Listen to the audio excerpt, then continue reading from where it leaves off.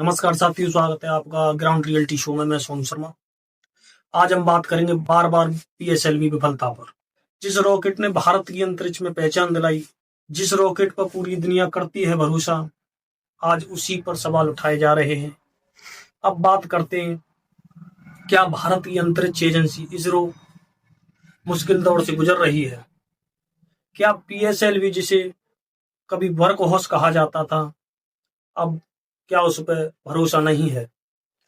क्या 16 सैटेलाइट्स का नुकसान भारत के स्पेस प्रोग्राम के लिए बड़ा झटका है? आज इस वीडियो में भावनाओं से नहीं, तथ्यों से बात करेंगे। वीडियो को अंत तक जरूर देखिए। क्यों? आखिर हिस्से में हम बताएंगे क्या यह सफलता है या भविष्य की बड़ी सफलता की तैयारी। बात करते हैं, पीएसएलवी क्या है, क्यों इतना अहम है? पीएसएलवी यानी पोलर सैटेलाइट लॉन्च व्हीकल, यह इसरो का सबसे भरोसेमंद रॉकेट रहा है। अब तक 50 से ज्यादा सफल परीक्षण कर चुका है। बल्कि भारत ही नहीं, अमेरिका, यूरोप, रसिया और एशिया के सैटेलाइट्स भी लॉन्च किए हैं। इसकी कम लागत में ज्यादा सटीकता है। यही बात है कि पीएसएलवी को कहा गया है the backbone of India's space programme. जब दुनिया के बड़े देश अपने रॉकेट्स में असफल हो रहे थे, तब पीएसएलवी लगातार सफलता की कहानी लिख रहा था। अब क्या हुआ? बैक टू बैक फेलियर का मतलब क्या है? अब आते हैं असली मुद्दे पर। हाल के समय में पीएसएलवी से जुड़े मिशनों में गंभीर तकनीकी समस्याएं आई हैं। कुल मिलाकर 16 रॉकेट्स हो गए, करोड़ों रुपए का नुकसान।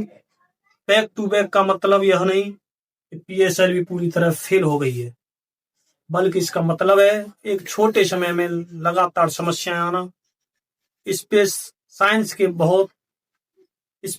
में बहुत बड़ी बात मानी जाती है। 16 सैटेलाइट्स लॉस्ट, इसका असली मतलब क्या है? अब लोग पूछ रहे हैं, असल में 16 सैटेलाइट्स ही तो गए हैं, तो क्या हुआ? हर सैटेलाइट पर सालों की मेहनत, डेटा, कम्युनिकेशन, मौसम, नेविगेशन पर असर है। स्टार्टअप और विदेशी क्लाइंट्स को भी नुकसान है। यानी नुकसान सिर्फ पैसों का नहीं है, भरोसे का भी है। अब बड़ा सवाल, क्या इसरो कमजोर पड़ रहा है? जवाब नहीं। लेकिन इसरो एक ट्रांजिशन फेज में है, क्योंकि इसरो अब सरकारी नहीं रहा, प्राइवेट कंपनियां जुड़ रही हैं। अब बात करते हैं प्राइवेट कंपनियों की एंट्री क्यों। सरकार ने 2020 में अंतरिक्ष क्षेत्र में सुधार किए ताकि निजी कंपनियां अपनी भूमिका निभा सके। इसके पीछे कई कारण हैं। स्पेस इकोनॉमी, भारत की हिस्सेदारी बढ़ाने के लिए निजी कंपनियां उपग्रह और रॉकेट बनाने का काम संभालेंगी, जिससे इसरो का बोझ कम होगा। भारत के अब 200 से ज्यादा स्पेस स्टार्टअप्स काम कर रहे हैं। इसरो खत्म नहीं हो रहा, बल्कि एक मेंटर और साइंटिफिक लीडर की भूमिका में आ गया है। जबकि निजी कंपनियां स्पेस की एक बिजनेस की तरह आगे बढ़ा रही है। टेक्नोलॉजी ज्यादा कॉम्प्लेक्स हो चुकी है।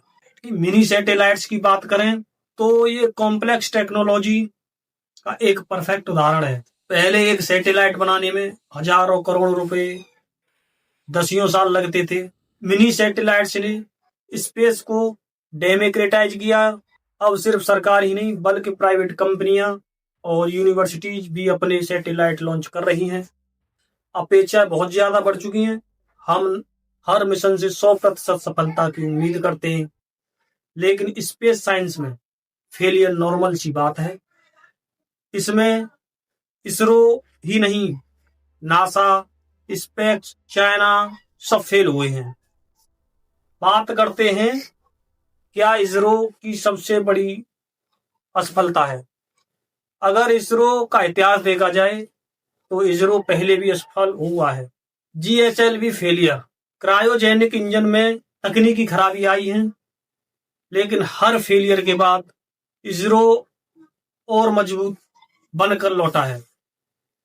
याद रखिए, इसरो फेलियर को छुपाता नहीं है, उनसे सीखता है। चंद्रमा, मंगल पर सस्ते लॉन्च में इसरो दुनिया का लीडर है। क्या भारत का स्पेस फ्यूचर खतरे में है? संभावनाएं साफ हैं। इसरो पूरी जांच करेगा, सिस्टम को और मजबूत कर पाएगा। प्राइवेट प्लेयर्स के लिए सख्त स्टैंडर्ड्स लेगा और पीएसएलवी को अपग्रेड किया जाएगा। फिलहाल इसरो का फोकस गगनयान चंद्रयान 4 पर है। ये असफलता एक रुकावट नहीं, सुधार का मौका है। तो साथियों, ये एक कठिन दौर है।